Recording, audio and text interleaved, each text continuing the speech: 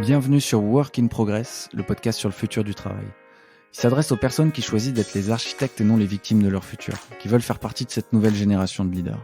Moi, c'est Mathieu, et chaque semaine, je rencontre des guides qui participent à construire un futur du travail souhaitable. Ils ringardisent les modèles dominants qui détruisent l'humain en partageant des manières de mieux travailler. On touche à beaucoup de sujets, relations, management, alimentation, organisation. Mais le deal pour chaque épisode, c'est une leçon du futur et une clé d'action concrète à appliquer maintenant. Allez, bonne écoute. Salut à toi, je te souhaite la bienvenue sur Work in Progress. Je tenais à faire ce petit épisode d'intro au calme pour me présenter une bonne fois pour toutes, expliquer les raisons profondes qui me poussent à créer et développer le podcast et poser l'intention de Work in Progress. Pour info, je fais cet épisode sur un enregistrement d'une traite, donc je vais peut-être bégayer un peu, me reprendre. Mais en fait, je crois que c'est pas trop grave. Je vous souhaite, malgré ces imperfections, une bonne écoute. C'est parti. Alors moi, c'est Mathieu Bernard, et en fait, on est deux. Il y a un Mathieu visible et un Mathieu invisible. Je vais commencer par le Mathieu invisible, celui que je montre pas ou très peu. Moi, je suis un amoureux du monde extérieur. J'adore le sport, la nature, le temps long, les moments qualitatifs avec les gens.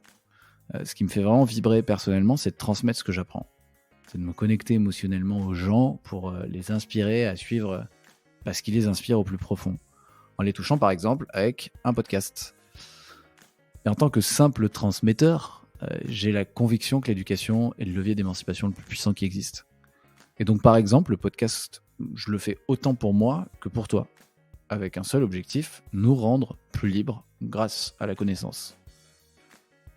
Il y a le Mathieu visible, celui que je choisis de montrer. En fait, comme j'aime créer des relations et du contenu, moi ça fait une dizaine d'années que je fais de la vente, du growth et du marketing.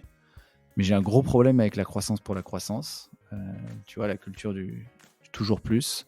Je déteste d'ailleurs le terme growth parce qu'il véhicule des mythes. Et donc mon métier, je le fais pas n'importe comment ni avec n'importe qui. Aujourd'hui, je suis coach en personal branding. On parle de marque personnelle. Et je travaille principalement avec des entrepreneurs qui savent pourquoi ils veulent croître, qui souhaitent mettre leur business au service d'une vision long terme, qui sont prêts à prendre la parole, et ça demande du courage. Donc on travaille sur leur crédibilité, sur leur visibilité, sur leurs opportunités commerciales, tout ça dans le respect de l'humain. Parce qu'on va pas bien loin, seul, ni avec une équipe de bras cassés. Et ça fait la transition avec les raisons profondes qui m'ont poussé à créer ce podcast. Alors il y a un constat de départ, et là je vais plomber l'ambiance, c'est que 50% des gens déclarent être en détresse psychologique au travail en France. Certains articles ils vous diront 41, d'autres 55%, peu importe, on a la tendance et c'est beaucoup trop. Au total, on parle de 2,25 millions de salariés qui seraient touchés par un burn-out sévère en France en 2021, et le nombre de burn-out graves aurait augmenté de 25%. C'est énorme. Et moi, ça me touche profondément, certainement parce que j'ai déjà été en grande détresse psychologique au taf, et en tout cas déjà en état d'épuisement professionnel très avancé. Donc ce constat, je l'ai fait dans ma chair. Et il y a aussi des gens que j'ai vu aller au tapis sévèrement sans pouvoir les aider. Et ça a généré une énorme frustration chez moi. Et si je suis 100% honnête avec moi et avec toi, je pense que j'ai pas toujours été la victime non plus. Avec le recul, j'ai fait partie de manière plus ou moins consciente du côté obscur de la force, si tu vois ce que je veux dire. Et j'en ai fait partie dans des grands groupes et en start-up. Pour moi, c'est le même combat aujourd'hui. Le diable s'habille en Prada, c'est fini. Aujourd'hui, le diable, il s'habille en casquette. Enfin, il porte souvent une casquette pour avoir l'air cool. Méfions-nous de ceux qui veulent avoir l'air trop cool, d'ailleurs. Bref, ce que je veux dire par là, c'est qu'il y a trop de gens géniaux qui se lèvent avec la boule au ventre le matin à cause de gens qui ont le pouvoir et qui n'assument pas leur rôle. Il y a trop de super projets qui foirent à cause de mauvais leaders. Et vu l'ampleur des défis auxquels notre génération doit répondre, genre les défis écologiques, politiques, sociétaux, on a vraiment besoin de super projets, on a vraiment besoin de leaders inspirants, et on a vraiment besoin de gens heureux au travail. Et donc la question que je me pose, c'est de quel type de leader avons-nous besoin pour créer un futur souhaitable ? La bonne nouvelle, c'est que le leadership ne dépend pas du tout d'un grade ou d'une fonction. Le leadership, il se prend.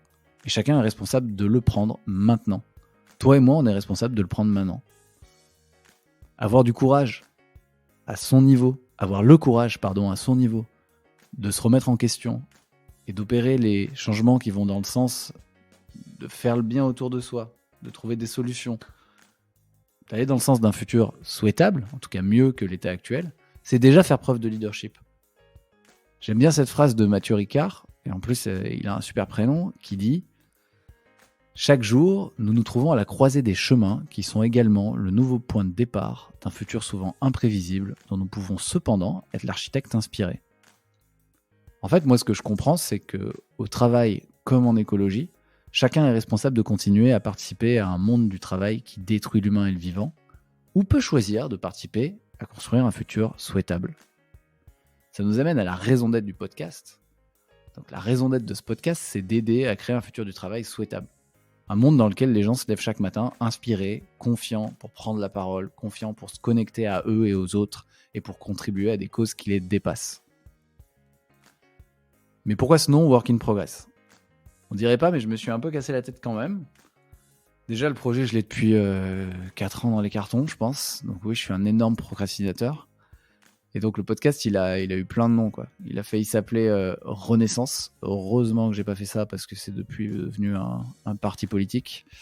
Il a aussi failli s'appeler Infinite Games. Vous allez voir pourquoi. Mais en tout cas, moi, ce que j'adore dans ce nom Work in Progress, c'est que chacun peut y donner du sens. Pour moi, d'abord, ça veut dire que la perfection, ça n'existe pas. On est tous des humains en chemin, et le travail, le monde du travail est en évolution aussi. Et changer la manière dont on travaille, c'est changer le monde. Parce qu'on touche très très rapidement aux indicateurs clés que sont la santé, le bonheur, la croissance du PIB, l'impact environnemental, etc. Il y a aussi une raison plus philosophique à ce nom qui est liée à la théorie des jeux. C'est pour ça que le podcast a failli s'appeler Infinite Games. Et si tu connais pas la théorie des jeux, c'est une clé de lecture du monde qui est ultra intéressante et qui est pas compliquée du tout en fait. Donc ça vient d'un génie qui s'appelle James Carse et ça a été pas mal relayé dernièrement par Simon Sinek. Voilà en gros ce que dit la théorie des jeux. Bon, on a des jeux finis et des jeux infinis. Ok ? Un jeu fini, c'est un jeu joué par des joueurs connus avec des règles fixes, un début et une fin, un objectif clair, des gagnants et des perdants. L'objectif, c'est de gagner. Par exemple, le foot, c'est un jeu fini. Quand le jeu s'arrête, il y a un gagnant et il y a un perdant. Un jeu infini, en revanche, c'est un jeu joué par des joueurs inconnus et changeants. Sans règles fixes, pas de fin définie. L'objectif, c'est de continuer à jouer le plus longtemps possible. Par exemple, l'amitié, l'amour, la vie, c'est des jeux infinis. Le jeu, il s'arrête jamais. En revanche, c'est plutôt les joueurs qui s'arrêtent quand ils n'ont plus les ressources pour continuer. Genre, on meurt. Mais la vie continue. Donc on ne dit pas qu'on peut gagner en amitié ou être numéro 1 en amour, ok ? C'est ridicule, on est d'accord, puisque l'objectif, là, en amitié ou en amour, c'est de continuer, c'est pas de gagner. Il n'y a pas de gagnant. Bah, c'est là où ça devient vraiment intéressant, c'est que le business, le travail, c'est un jeu infini de base. Ça n'a jamais été un jeu fini. C'est une invention, ça. Le travail ou le business, c'est comme l'amitié. Le seul objectif possible en business, c'est pas de gagner, c'est de durer. Donc il n'y a pas de début, il n'y a pas de fin, il n'y a pas de règle fixe, il n'y a pas de numéro 1. Et pourtant, 99% des gens qui vont au travail et font du business le font avec un état d'esprit fini. Comme s'ils jouaient au foot. Et j'adore le foot, hein, c'est pas le problème. Mais en business, ça marche pas. Et je suis bien placé pour le savoir.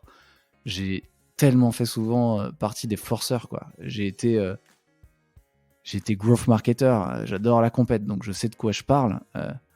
Cet état d'esprit fini en business conduit souvent les gens qui adoptent cet état d'esprit à fixer les mauvais objectifs.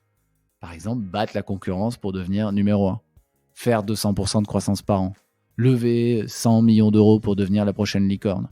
Ça, c'est des moyens. Ça fonctionne à court terme pour donner des repères et ça peut donner l'illusion que ça durera.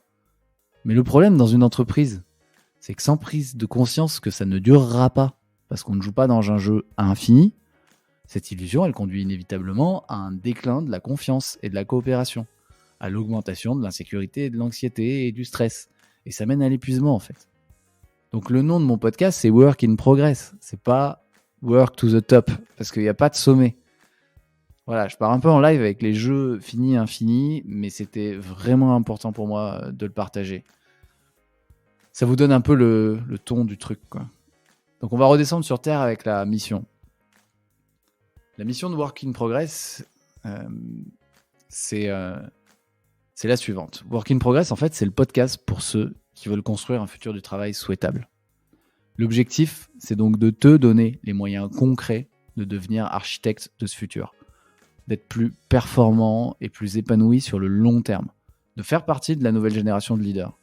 Et ça commence par reprendre le pouvoir sur ta trajectoire et ton impact au travail en te saisissant de ton leadership. La bonne nouvelle, c'est qu'un futur du travail souhaitable est possible parce que les solutions sont déjà là sous nos yeux. C'est juste que ce futur, il est encore trop caché, mais il existe à travers des entreprises, des disciplines, des méthodes ou des personnes qui font les choses à contre-courant du système dominant, de la culture dominante. Il suffit de savoir les reconnaître et ensuite les appliquer et les diffuser. Donc je te partage encore une conviction profonde que j'ai, c'est que la vraie révolution ne consiste pas à combattre les modèles dominants, mais à les démoder, à bien les ringardiser, tu vois. Et c'est ce que je fais dans chaque épisode. Pour que la mission puisse toucher le plus de monde possible, on va explorer des sujets sur différentes verticales. On va explorer des sujets d'organisation, par exemple type d'organigramme, fonctionner sans hiérarchie, etc. On va explorer des sujets de management, intelligence collective, agilité, ergonomie de l'espace de travail, faire face aux réfractaires du changement, les dysfonctions d'une équipe, les vacances illimitées. On va traiter des sujets de communication non violente, programmation neurolinguistique, des sujets d'alimentation, des sujets relationnels, émotionnels, des sujets d'évolution personnelle, genre trouver son état de flow, détecter un burn-out, réussir ses prises de parole, et enfin des sujets sociétaux. Le télétravail, la semaine de 4 jours, le revenu universel, valoriser le bénévolat, qui au passage représente 20% du PIB. Bref, vous avez l'idée. Le format, il se veut pratique et collaboratif. Dans chaque épisode, je veux qu'on puisse ressortir avec un enseignement et une clé d'action à appliquer maintenant. Donc si tu as une question qui rentre dans ma ligne éditoriale, dans les sujets que j'ai énoncés plus haut, n'hésite pas à la partager, je peux en faire un épisode. Voilà, c'était important pour moi de poser les bases, parce que je te préviens, si tu viens de nous rejoindre aujourd'hui, il y a du taf, on en a pour un bout de temps ensemble. Si dans tout ce que je viens de dire, il y a des choses qui résonnent pour toi, n'hésite pas à t'abonner, à partager. C'est ce qui aide ce podcast à juste toucher plus de monde en fait. Et si tu as besoin d'en parler, vraiment tu m'envoies un message, ça me fera trop plaisir. Et je suis toujours preneur d'un feedback aussi. Et donc la meilleure manière de le faire, c'est de se connecter sur LinkedIn. Alors c'est un peu chiant parce qu'on est plein de Mathieu Bernard. La vérité, on doit être 4543 Mathieu Bernard en France, c'est l'enfer. Donc je te mets le lien vers mon profil LinkedIn dans la description de l'épisode au cas où je t'économise des heures de taf si tu veux me joindre. Il est temps pour moi de m'arrêter. C'est tout pour aujourd'hui. Je te remercie pour ton écoute et je te dis à très bientôt. Ciao!